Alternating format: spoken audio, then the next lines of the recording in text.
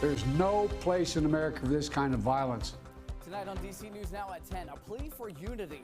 President Biden urging Americans take a pause. His address to America in an attempt to cool heated political rhetoric after the assassination attempt of former President Donald Trump. Information unfolds. The shooter's identity shared, but police are sharing about him, the father who was killed in the crowd, and folks in D.C. sound off about the latest chapter being written in history books. And records have been broken and tied today in the district. What about tomorrow? Will we see the same thing? We'll stick around for my full forecast to find out. Jones has died. Fans of the former Raven and teammates remember the standout wide receiver. They're not giving up hope. More than a decade since a little girl vanished from a D.C. homeless shelter. Her grandmother continues to rally behind the search. And the company won't tell you about saving even more cash during the annual event while stretching your dollar.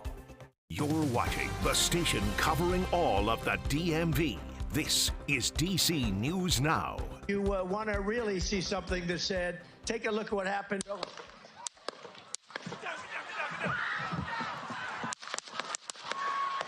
All of a sudden, I seen it like you could almost see it. It was like crazy. But then there was like 1, 2, 3, like boom, boom, boom. It was so surreal when you heard the sound of the bullets. It just went 1, 2, 3, 4, 5, 6. An assassination attempt of former President Donald Trump. Our coverage continues after the shots rang out during the campaign rally in Butler, Pennsylvania last night. Good Sunday evening. Thank you for joining us for DC News Now at 10 o'clock. I'm Ben Dennis. Tonight, the FBI has identified the suspect, 20-year-old Thomas Matthew Crooks. Right now, the feds say they do not have a motive for the shooting, but they are investigating the incident as a potential act of domestic terrorism. Investigators say Crooks is from Bethel Park, Pennsylvania. It's around 50 miles from the rally site.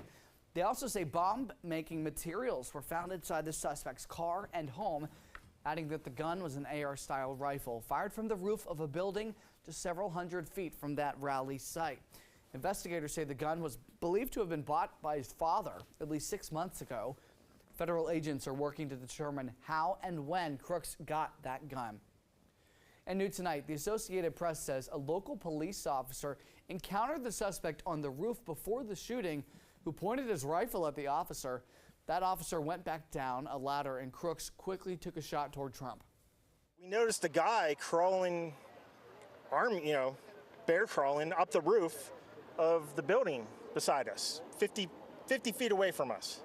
So we're standing there, we're pointing at the guy crawling up the roof. And he had a gun, right? He had a rifle. We could clearly see him with a rifle.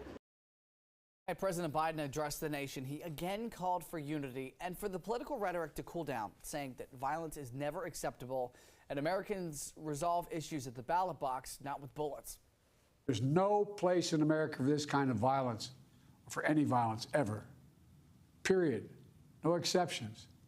We can't allow this violence to be normalized. But politics must never be a literal battlefield, or God forbid, a killing field. We stand for an America, not of extremism and fury, but of decency and grace. And earlier today, the president said that he instructed for a swift and thorough investigation and a security review that will be made public. Corey was a girl dad. Corey was a firefighter. Corey died a hero. That Corey dove on his family to protect them last night. Governor Shapiro, Josh Shapiro in Pennsylvania, about the firefighter and father who was killed in that shooting just yesterday. We're also learning from our partners at The Hill that there's been a GoFundMe for the victims of the shooting. It's been set up by the Trump camp. They've already raised over $2 million. The total number of donations is well over 27,000, with the top donation coming in at $50,000. The two other people shot were reportedly in critical condition. And crowds continue to gather near the White House. DC News Now's Dave Laval is joining us from Lafayette Square Park. Dave, the park closed shortly after the attack on Donald Trump in Pennsylvania, something you reported last night. Has it reopened yet?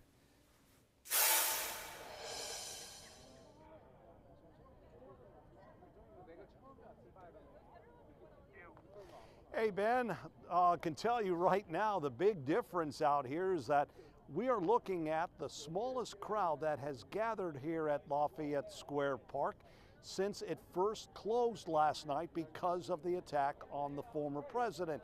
Now, even though the park does remain closed at this hour, people are still coming out to catch a glimpse at what's arguably the world's most famous home. I'm a little disappointed that I don't get to see the White House up close, but it's fine. Little Nora Graydon and her family traveled from Florida to visit the district. The edge of Lafayette Square Park is as close as they will get to the building.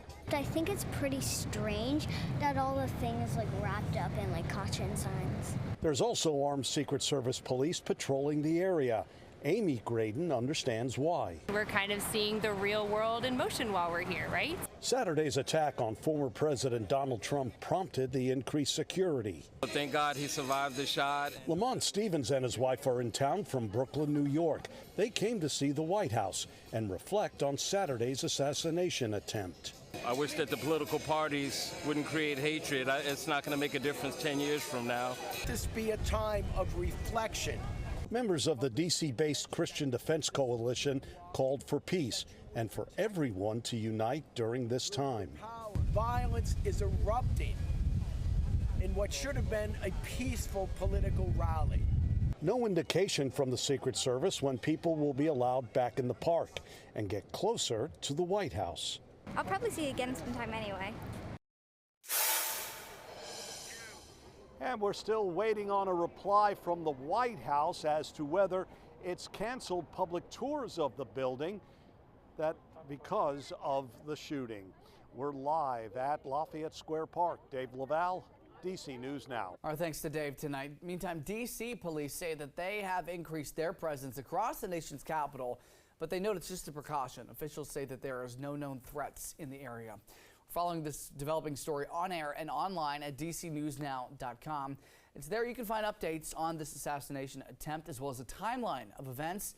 We're going to hear from our national correspondent in just a few minutes. He's at the Republican National Convention in Milwaukee, Wisconsin with the latest security preps after that shooting.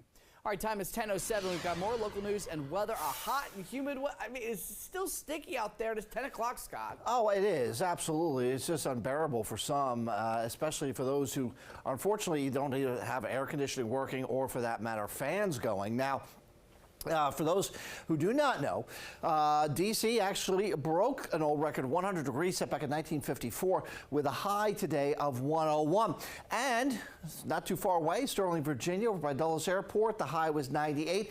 That tied the record of 98 set back in 1993. Yeah, we're going to have to do it all again tomorrow. Unfortunately, excessive heat warnings in effect for those locales here in Fairfax County, as well as the district itself. That does extend all the way across portions here of southern Maryland and also across the Cumberland Valley and also the Shenandoah Valley. Now, there's also a heat advisory for those places that you do not see any color scheme there on the map, and we'll show you that in the main weather in a few minutes, but it feels like it's 95 out there right now with the temperature that's in the 80s. We'll see those temperatures slide into the upper 70s here once we get past the midnight hour, but it'll be a warm and soupy one tonight and just as hot going into tomorrow. We'll talk about the details of that coming up. Ben? All right, Scott, we'll see you. Maryland State Police say that they have ID'd 2 people who were killed in a motorcycle crash on I-495 last night. Officials were sent to the scene on near Branch Avenue in Largo around 8 p.m. Police say that a motorcycle hit the back of a Dodge while traveling north on 495. The driver of the motorcycle, 37-year-old Quinton Barnes, and a 19-year-old passenger, Jasmine Jeffries, died on scene. A driver and passenger of the other car involved were sent to the hospital for their injuries. Meantime, police are still investigating the circumstances of what led up to that crash. And some sad news in the sports world tonight. Former Baltimore Raven and Super Bowl champion Jacoby Jones has died at the age of 40. The Houston Texans, Jones' team for the first 5 seasons of his career, announced his death earlier today. Jones is most notable for his 108-yard kickoff return touchdown in Super Bowl 47 when Baltimore defeated the San Francisco 49ers 34-31. The mark still stands as the longest touchdown in Super Bowl history. Jones' teammate with the Ravens and former University of Maryland standout Torrey Smith reacting to his death, saying, "I thank God for the memories and your impact on this world. Your play on the field and jokes will live on forever. This one hurt me, man. We're going to miss you.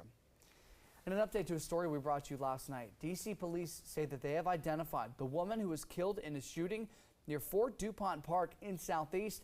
We're told 21-year-old Ambria Farmer was found shot on Fort DuPont Drive around 2:30 yesterday, midday.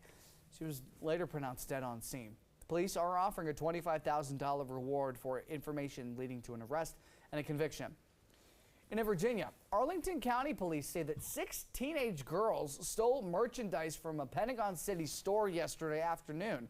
Officials responded to South Hay Street around 7:10 p.m., evening rather, when officers got there. All 6 girls had left the scene. 4 of them were then found at another business on Army-Navy Drive. Police were able to recover those stolen goods. The investigation, that's ongoing. All right, DC News Now is your local election headquarters. Virginia Congressman Bob Good filed a petition earlier this week after state election officials say he narrowly lost the primary to challenger state senator John McGuire. This is the Republican race. McGuire is backed by former President Donald Trump. Officials say that he won by just 374 votes out of nearly 63,000 ballots cast. Good is entitled to the recount because the margin of victory is less than a percentage point. McGuire's campaign is calling the petition pointless.